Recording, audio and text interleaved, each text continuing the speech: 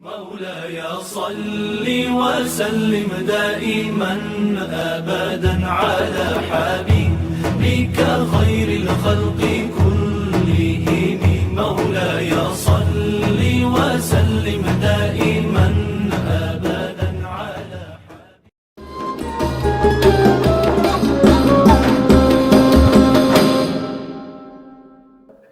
sehingga beragama dalam basis pengetahuan, dalam basis ilmu. Seperti biasa saya diamanahkan untuk menyampaikan kajian hadis. Untuk tidak salah paham tentang kajian hadis ini, ada dua aspek utama dari kajian hadis. Yang pertama, ada kajian ilmu hadis. Dan bagi saya mungkin sudah cukup ya kajian ilmu hadisnya sebagai pengantar saja untuk mengetahui apa itu hadis. Dan saya sudah sampaikan di pengajian pertama dan pengajian kedua. Yang kedua, ada kajian hadis dalam aspek matan hadis untuk menggali makna dan kandungan dari hadis itu, sehingga kita bisa mengamalkan apa pesan dari Rasulullah yang termaktub dalam hadisnya. Saya ingin fokus pada kajian yang kedua, ya, kajian tentang matan hadis, ya, seperti yang disampaikan oleh penanggung jawab kegiatan ini, orang tua saya Pak Dr. Daning. Dan di pertemuan awal saya diminta untuk membahas hadis-hadis tentang sholat. Tapi nanti membahas hadis tentang sholat itu juga bisa nanti masuk pada kajian fikih. Saya ingin menyatakan bahwa saya tidak mengkaji fikih sholat, ya, karena mungkin juga ada pemateri lain yang diamanahkan untuk menyampaikan kajian fikih. Ya, saya cukup membacakan ya dalam setiap pertemuan ini satu hadis mengenai sholat yang kemudian kita ingin mengungkap apa makna di balik hadis itu, sehingga kita bisa meningkatkan kualitas sholat kita dari pemahaman tentang hadis Nabi yang berkaitan dengan sholat. Mengenai aturan, tata cara tentang sholat itu menjadi ranah fikih, kajian fikih. Dan mudah-mudahan nanti supaya tidak terjadi materi yang tumpang tindih dengan kajian fikihnya, saya ingin fokus pada penggalian makna saja, penggalian kandungan hadis yang diharapkan dari pemahaman itu kita bisa meningkatkan kualitas dari ibadah sholat kita.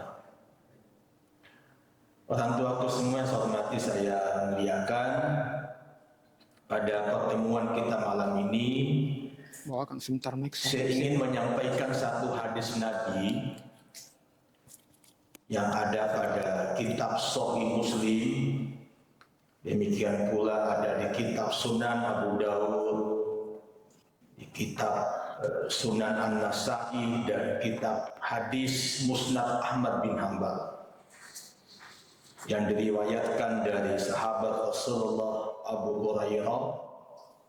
Nabi kita bersabda,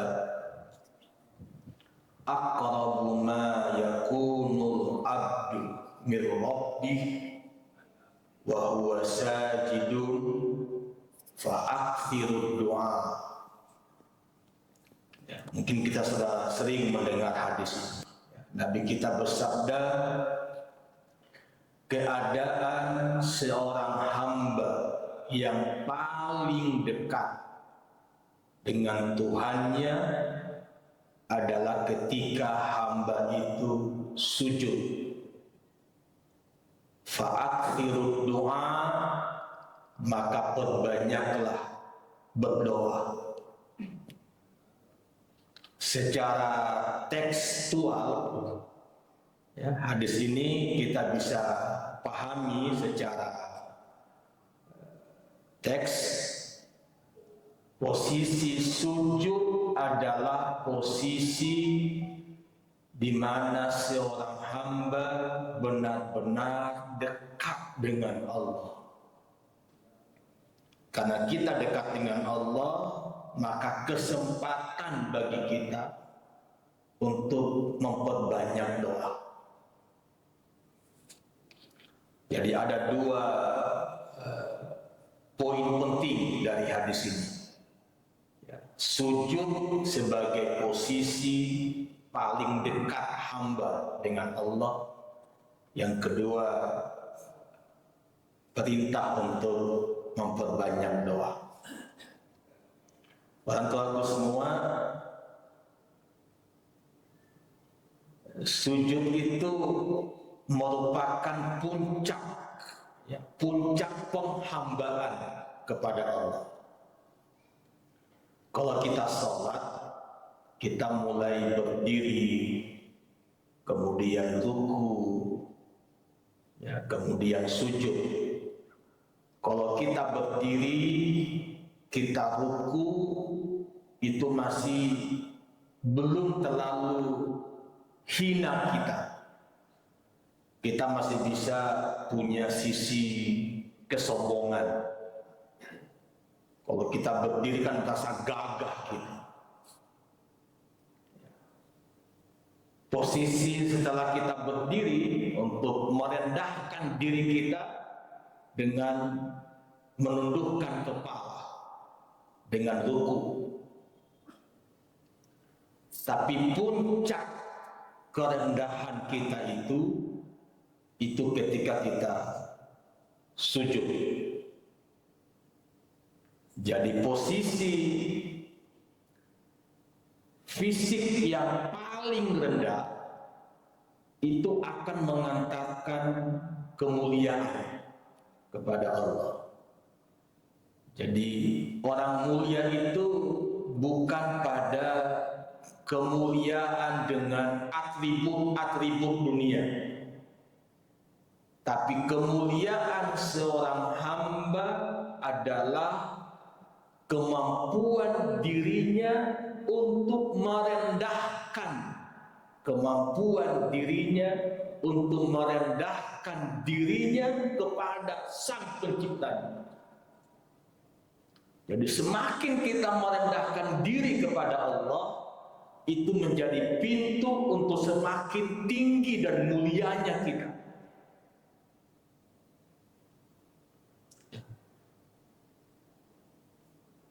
Makanya kita dianjurkan untuk perbanyak sujud. Perbanyak sujud dengan memperbanyak diri untuk menghinakan diri, merendahkan diri.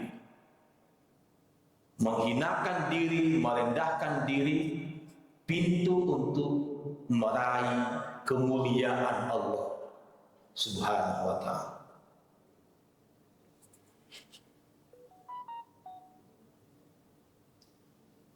Orang tua semua. Yang kedua, sujud sebagai posisi yang paling dekat hamba dengan Tuhannya. Sujud itu mengajarkan kerendahan hati, mengajarkan ketawaduan. Wajah kita yang ketika sujud itu kita wakilkan dengan dahi kita. Kita sentuhkan dahi di lantai. Kalau hari ini sudah semakin mewah masjidnya, sudah ada karpetnya, sudah ada marmernya, tegelnya. Di zaman Rasulullah, mereka benar-benar sujud di atas tanah. Sehingga ketika kita sujud dengan meletakkan dahi kita, itu sama dengan mengembalikan asal kita pada tanah. Jadi tanah yang kita injak-injak itu, tapi kita ikhlas meletakkan wajah sebagai tanda kemuliaan manusia. Jadi wajah kita ini menjadi media kemuliaan. Makanya juga agama melarang kita untuk menampak wajah, karena wajah adalah identitas kemanusiaan. Tapi wajah kita ketika kita beribadah kepada Allah, ketika kita salat, maka sesuatu yang kita banggakan, yang kita muliakan ini kita rendahkan di hadapan Zat yang maha mulia untuk mendapatkan kemuliaan itu. Sehingga orang tuaku semua, ketika kita sujud mesti ada kesadaran. Ada kesadaran bahwa kita ini hina, kita ini rendah. Kalau kita sujud dan senantiasa merasa hina, rendah di hadapan Sang Pencipta, maka tidak ada ruang dalam jiwa kita untuk sombong, untuk membanggakan diri. Karena kita sudah biasa menghinakan diri. Ya. Apalagi orang tuaku semua, setiap gerakan-gerakan sholat itu ada takbir. Allahu Akbar, Allahu Akbar. Allah Maha Besar, Allah Maha Besar. Artinya betapa kecilnya kita di hadapan Allah.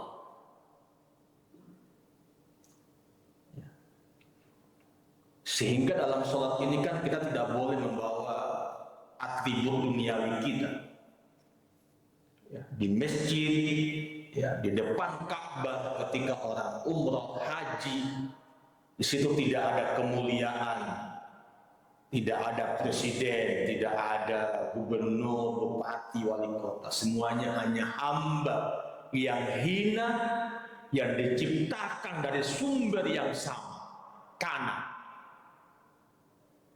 Yang pada akhirnya kita semua akan kembali ke tanah. Makanya belajarlah untuk mengembalikan diri kita ke tanah dengan sujud-sujud kita sebelum kita disujudkan dalam liang-liang lahat kita.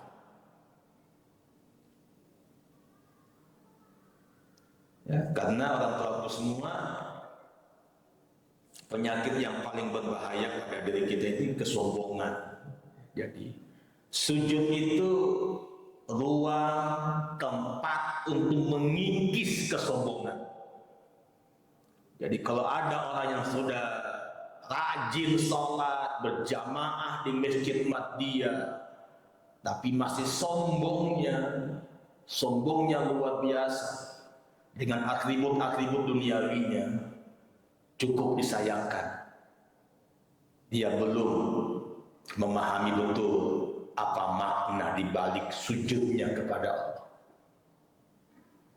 Kalau dia sujud pada Allah, dia pahami pesan sujudnya, maka dia tidak akan ada lagi kesombongan pada dirinya. Ya, dan hati-hati, dalam hadis Nabi dikatakan tidak akan pernah mencium bau surga mereka yang punya sifat sombong meskipun sebiji zarah.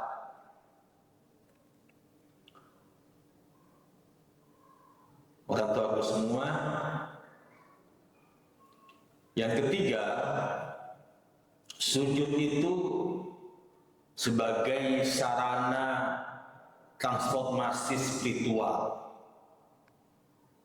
Ya, jadi tadi kesombongan, ya, sombong itu sifat manusiawi.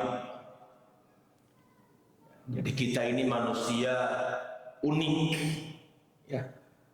Dalam surah Asy-Syams, ya, nanti guru saya Pak Dr. Dami, situ ada ayat fa'alhamaha fujuraha wa taqwaha.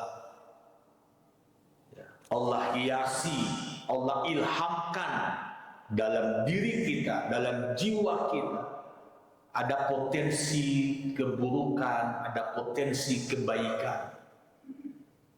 Jadi kalau kita punya sombong, punya sifat iri, dengki, itu manusiawi.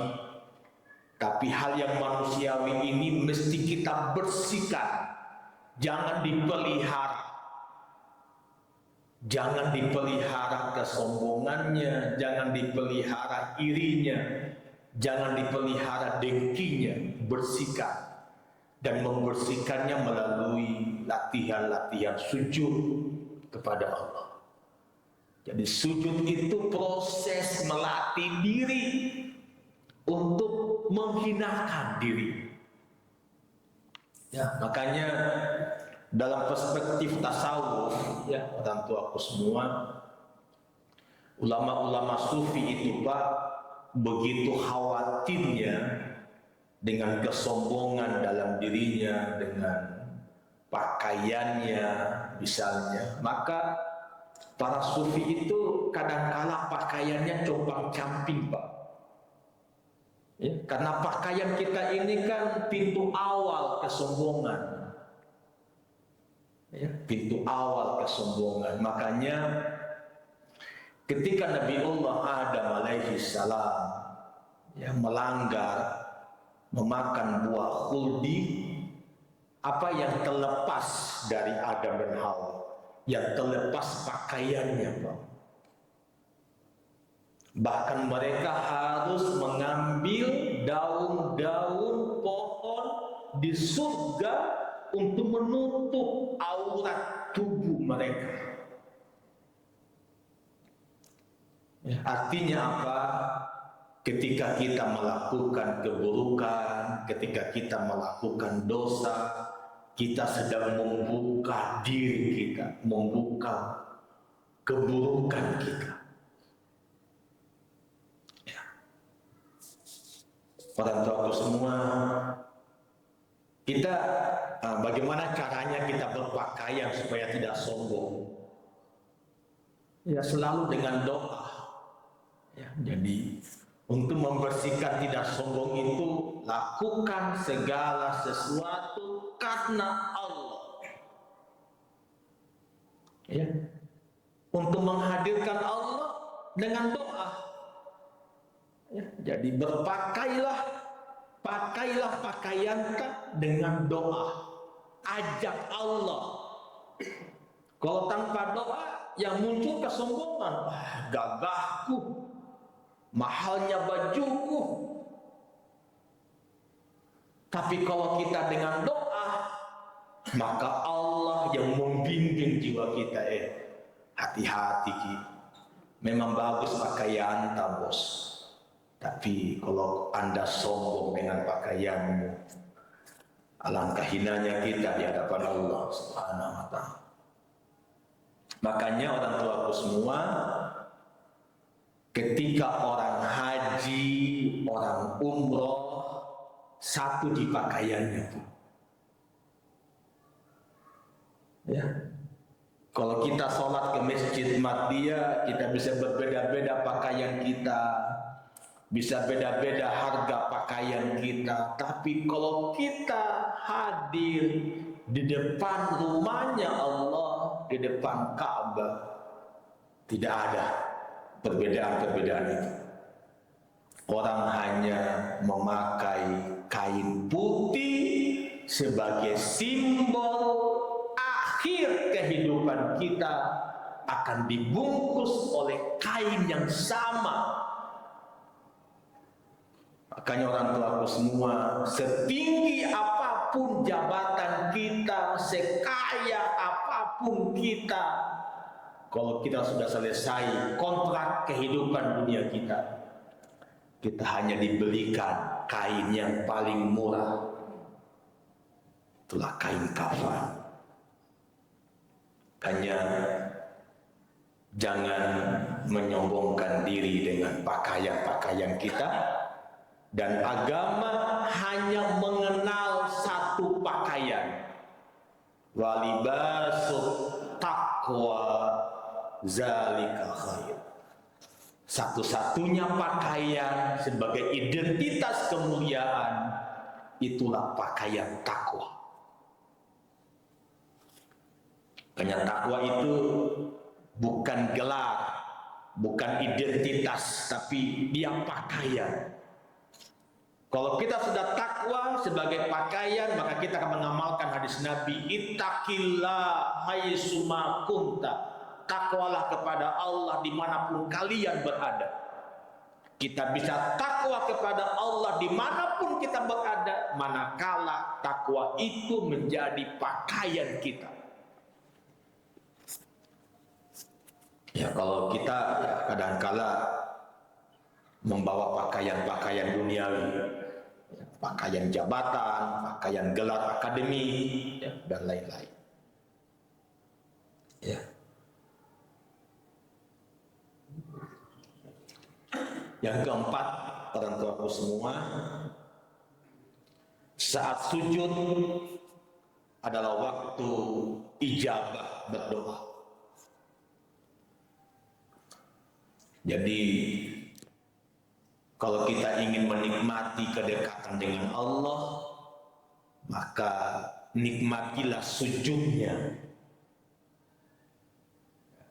Jangan ke sujud terburu-buru, nikmati. Subhana rabbiyal a'la. Apa yang kita baca di situ? Maha suci Allah, Tuhan yang maha tinggi. Kita puji Dia, Maha Subhana Rabbiyal A'la, tinggi Allah. Kita ini rendah. Perbanyak doa. Ya, sedikit masuk ke fikih ya. Mohon maaf kalau masuk ke fikih sedikit. Kadangkala kita menikmati doa ketika sujud itu saat sujud terakhir. Ya. Tapi saya ingatkan orang tuaku semua, jangan kita terlalu lama sujudnya, sujud terakhirnya sampai imamnya salam baru bangkit. Itu juga melanggar. Ya, melanggar. Ya, jadi silakan kita sujud, memperbanyak doa. Ya, tapi kalau imamnya sudah bangun, ya mungkin hanya beda ya 10 detik dengan bangkit juga. Jangan ya kalau mau lama-lama sujud, ya usahakan sholat mandiri ketika tahajud misalnya, silakan. Mau setiap sujud lama-lama tidak apa-apa. Ya. Ya, tapi sekali lagi ketika sujud itu yang paling utama adalah membangun kesadaran diri. Ini yang paling utama, Pak. Karena ya ibadah ini kan apa ya? Ibadah ini tujuannya untuk kita sadar diri, Pak. Siapa kita? Siapa saya ini? Ya, makanya Ada ungkapan dalam dunia sufi, dalam dunia tasawuf itu, man arafa nafsahu faqad arafa rabbahu. Siapa yang mengenal dirinya, maka dia mengenal Tuhannya. Ya. Mengenal diri melalui proses ibadah-ibadah kita lakukan. Ya. Dan paling tidak puncak pengenalan diri kita adalah kita ini hamba. Ya, kan kita mengenal ada istilah hamba sahaya, ya, hamba sahaya. Kalau hamba itu biasanya ada tuannya, ada bosnya. Jadi jangan kita pernah menjadi bos di dunia ini, Pak. Ya, jadi meskipun kita jadi pejabat, ya, jadi rektor, jadi dekan, gitu ya, jangan pernah merasa bos. Ya. Anggaplah jabatan-jabatan dunia itu ya sebenarnya ujian juga, Pak, ujian dari Allah. Ya, karena banyak jabatan-jabatan dunia malah mengangkat kita pada kehinaan. Ya, dikasih jabatan sebagai penanggung jawab makan gizi gratis, malah jadi pintu kehinaannya, kan? Ya, makanya jangan pernah melihat jabatan sebagai ruang kemuliaan. Ya, jabatan itu pintu kehinaan. Pintu kehinaan. Ya, hanya ya, makanya sekali lagi tidak ada sahabat-sahabat Rasul, tidak ada orang-orang soleh yang mencari jabatan. Mereka takut dengan jabatan. Ya. Karena itu akan mengatur jiwa kita berinteraksi dengan kemanusiaan. Ya.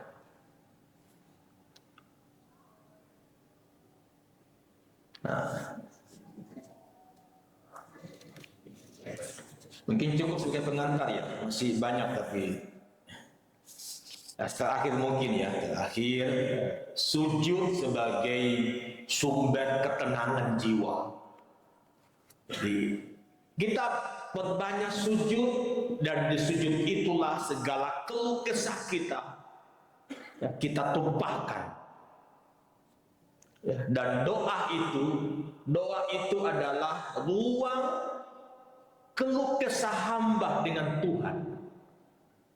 Dan saya yakin, saya merasa, Pak, dan mungkin juga Bapak Ibu merasa, seberat apapun beban kita dari ujian kehidupan dunia, ketika sudah berdoa, plong jiwa kita.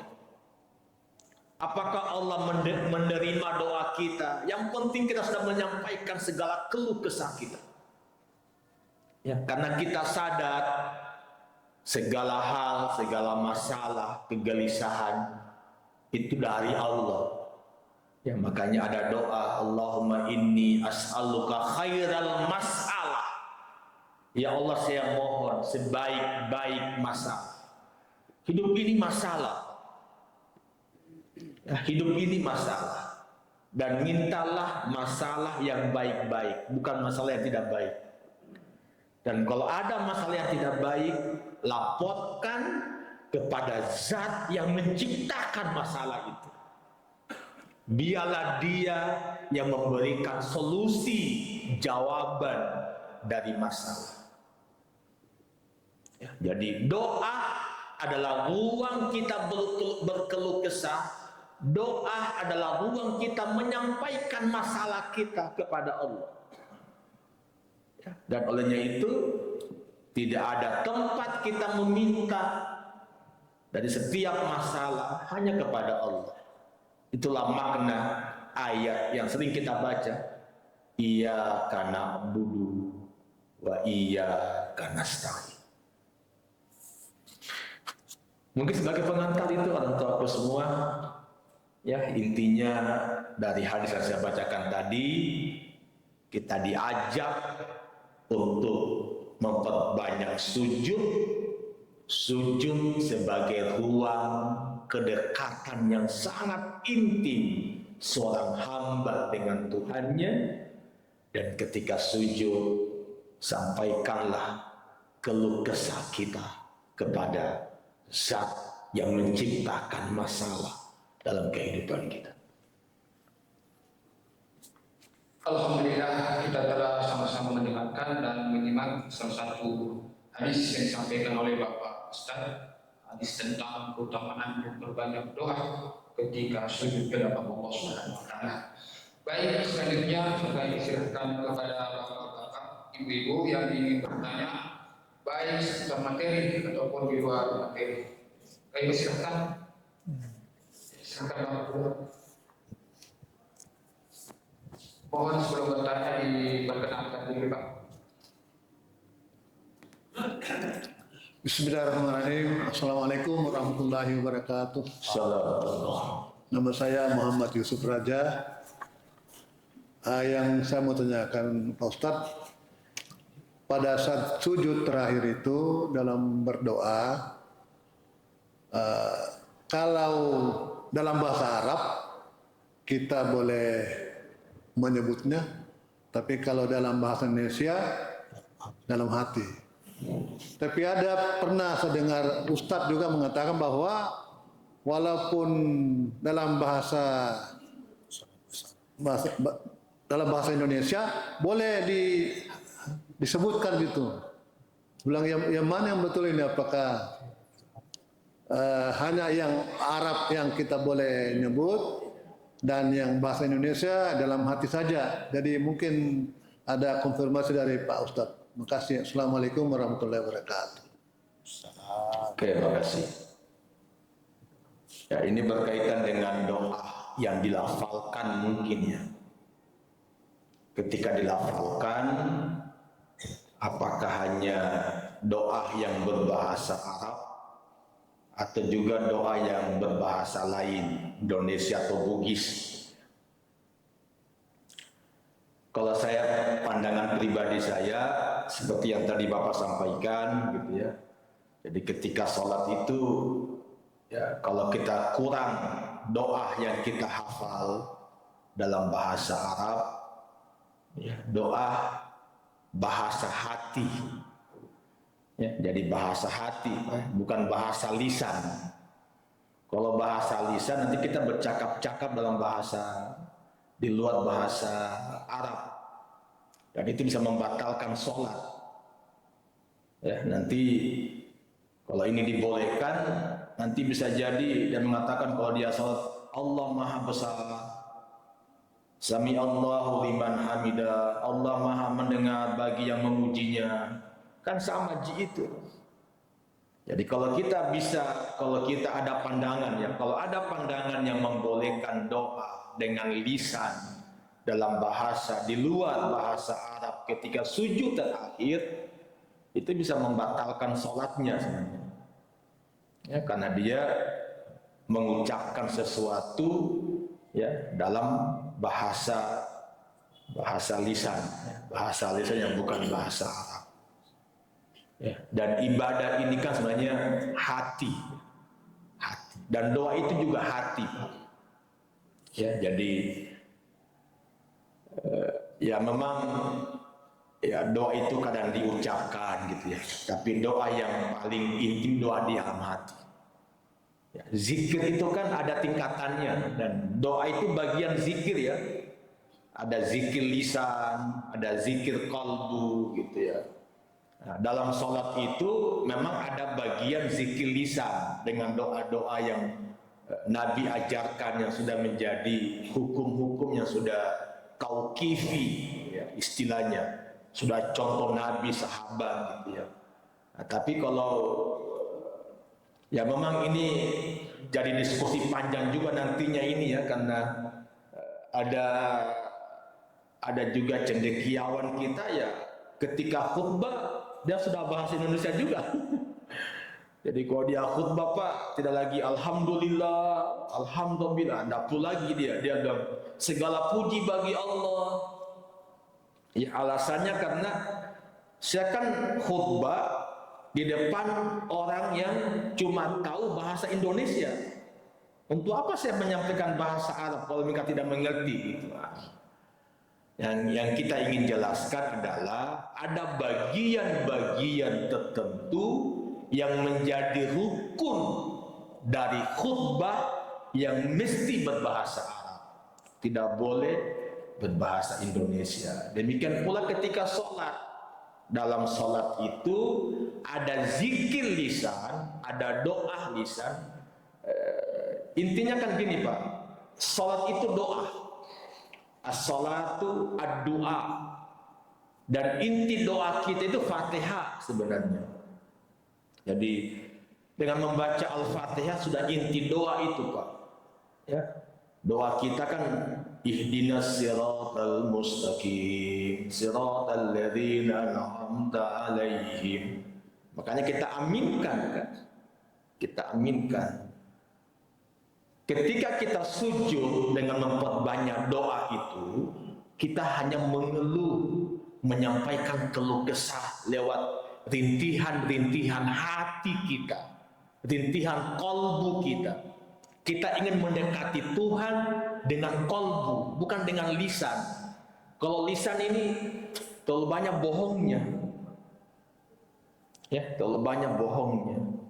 Jadi tidak akan nikmat itu kalau doa dengan bahasa Indonesia dengan lisan Pak, karena mulut kita masih perlu dibersihkan. Makanya kenapa ketika kita mau salat kita wudhu, ketika wudhu kumur-kumur, itu artinya kita diminta bersihkan mulutmu, kasih bersih-bersih mulut supaya bagus-bagus komunikasi kita dengan Tuhan, dengan Allah. Ya, bahkan saya sudah sampaikan pengajian sebelumnya ya, laula an asyqa ala ummati la amartahum bisiwak, ya, mesti sikat gigi kan. Jadi kalau saya pribadi Pak Haji, saya lebih pada pandangan ketika sujud terakhir kita berdoa, doa yang kita hafal dalam bahasa Arab. Jika tidak, kita cukup menyampaikan rintihan hati, bahasa kolbu kita tentang apa yang kita mohonkan kepada Allah. Ya. Mungkin itu jawabannya. Baik, terima kasih Bapak Ustadz atas jawabannya. Kami kembalikan kepada Bapak yang bertanya, apakah sudah diterima? Terima kasih Pak. Selanjutnya satu pertanyaan lagi, kami persilahkan kepada yang belakang Pak yang bertanya. Kalau waktu insya Allah melanjutkan pertanyaan berikutnya. Bismillahirrahmanirrahim. Assalamualaikum warahmatullahi wabarakatuh. Assalamualaikum. Nama saya Nurdin Ahmad. Saya bertanya tentang sujud. Yang saya tanya karena saya banyak membaca bacaan sujud yang terbaik apa bacaannya, karena saya banyak sekali itu baca-baca dalam sujud. Jadi saya tanya pada Ustaz, bacaan sujud yang lebih afdal. Terima kasih. Assalamualaikum warahmatullahi wabarakatuh. Terima kasih Pak Haji.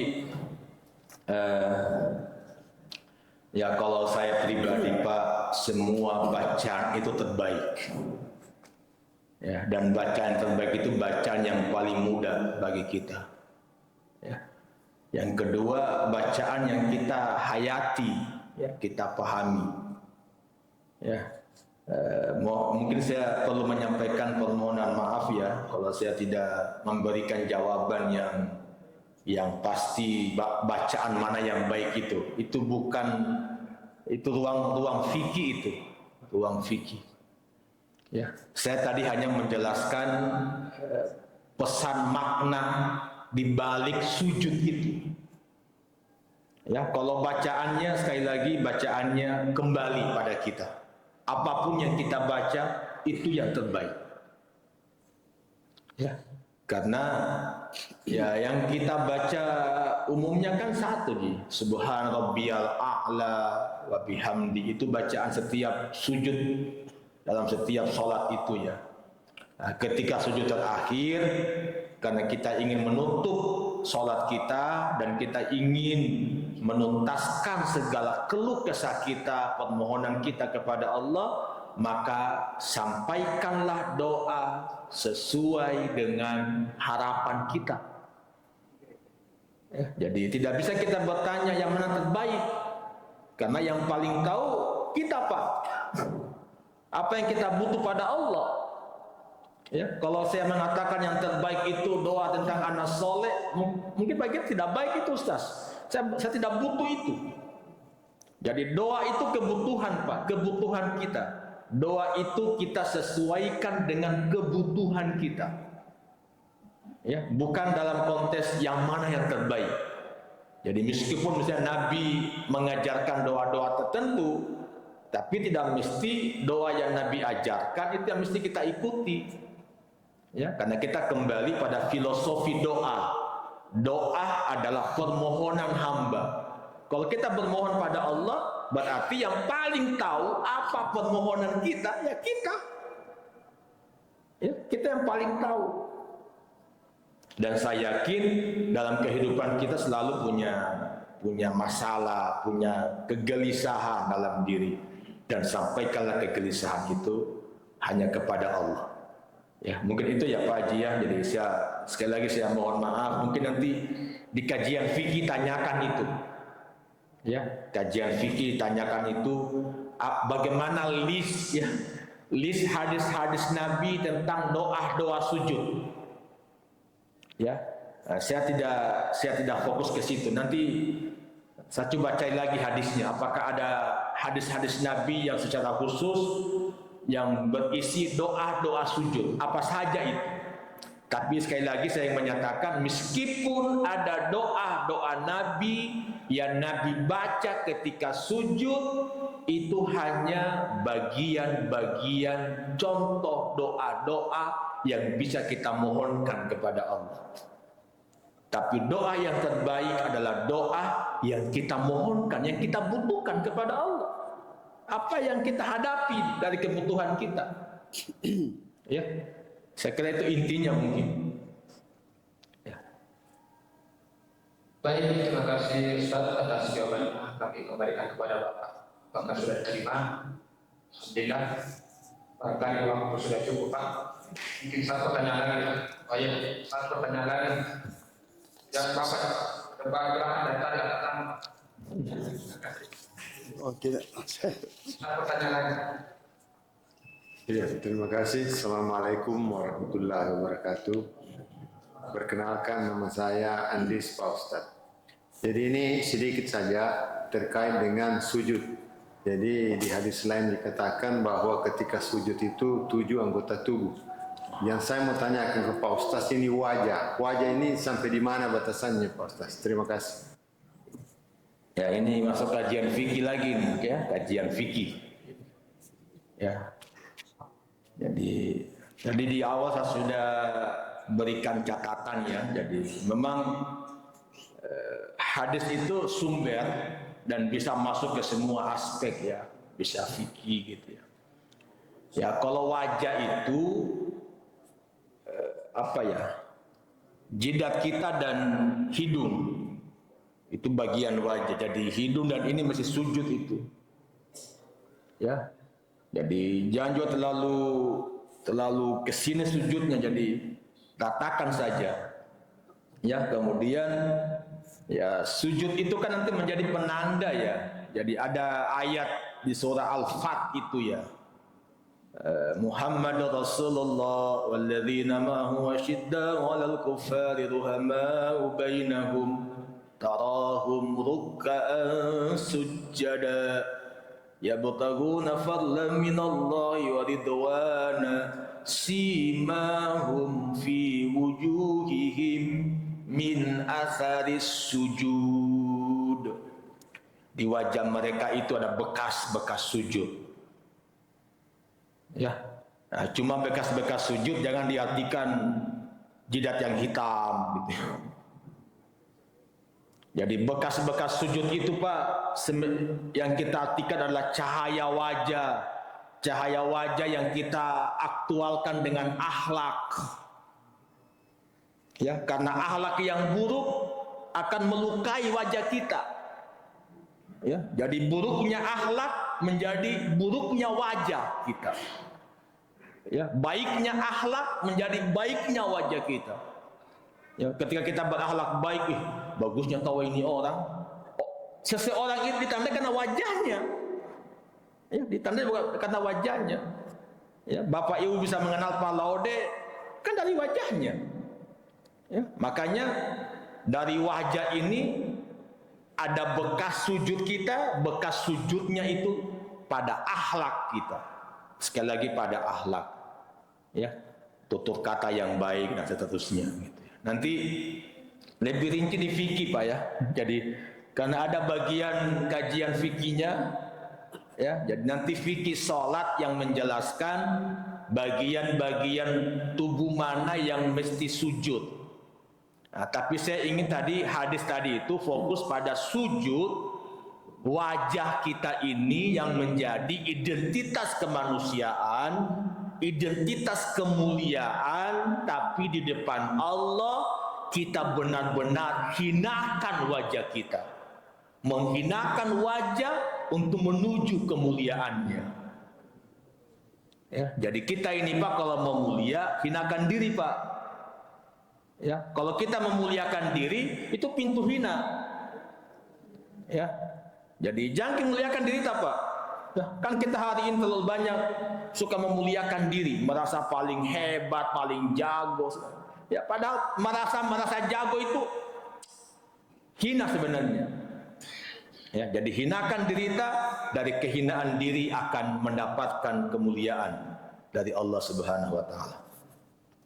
Oke, sebagai penutup mungkin ya, sebagai pernyataan terakhir saya ingin menyatakan pertama, perbanyak sujud ya, karena disitulah seorang hamba paling dekat dengan Allah. Ya, apalagi kalau kita bisa tahajud gitu ya, perbanyak sujud kita. Yang kedua, perbanyak doa ketika sujud. Yang ketiga, jadikan sholat kita sebagai sumber ketenangan hidup. Ya, ketika dunia terasa sempit, jangan jauhi sajadah kita. Karena orang tuaku semua berbahagialah kalau Bapak Ibu menjadi jamaah masjid. Masjid adalah simbol tempat sujud. Dan memakmurkan masjid adalah pintu meraih kemuliaan dari Allah. Makanya di antara orang yang akan dinaungi di hari kemudian nanti, rajulun qalbuhu mu'allakun fil masajid. Seseorang yang hatinya sudah dekat dengan masjid, dekat dengan sujud. Terima kasih, mohon maaf orang tuaku semua. Saya berlindung kepada Allah jika ada kesalahan yang saya sampaikan. Semoga Allah membenarkan kesalahan itu. Kita belajar bersama dan mudah-mudahan kita senantiasa semakin memperbaiki diri, kualitas salat kita, kualitas sujud kita, dan rendahkanlah diri. Jangan pernah membanggakan diri. Rendahkan diri pintu untuk meraih kemuliaannya. Qul qouli hadza astaghfirullah li wa lakum. Assalamualaikum warahmatullahi wabarakatuh.